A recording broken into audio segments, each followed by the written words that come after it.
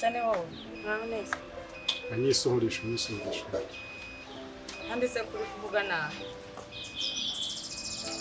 Ubundi waje hano kugira ngo mubuze amahoro umukobwa wanje n'umuhungu wawe. Urashaka iki? Ni inshuro zingahe niyamye umuhungu wawe ku mukobwa wanje? Ariko se umwana niwe watumuza kumbwira nabi kucyo ko. Ntamubwira nturi nyina, je kukwiyama ubwanyu. Que ça soit la dernière fois que tu me vois ici devant ta porte. Uri kunyuma?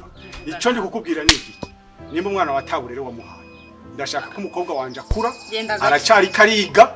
Onaburere. Ngende gake ku mukobwa wanje. Ubwa mbere namusanganye bari kumuha mu muhanda. Ndamubwira nti sinshanga ko muza kwiga.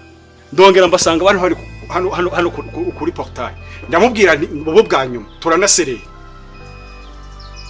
Rero nimba mushaka amahoro ucunga umuhungu wawe kuko ninongera kumusangana nawe nzomukuramo umwuka ibinje kugusezera bobo bwa nyuma n'ubwanyuma kuko nabonye umuhungu wawe atari kumva wende bahariye mu wamwicara mukaganira mu byo muganira rero muganirize kwa vinyuma y'umukobwa wanje turumvikanye nese kuva karizo mbwira gutyo kuzuvuga nabi ntagara umutima ikibazo nta ciza cyari kinzanye hano Gabara n'abana ntaga oya sinshaka ko umwana wanjye azorwa nk'umwana utagira se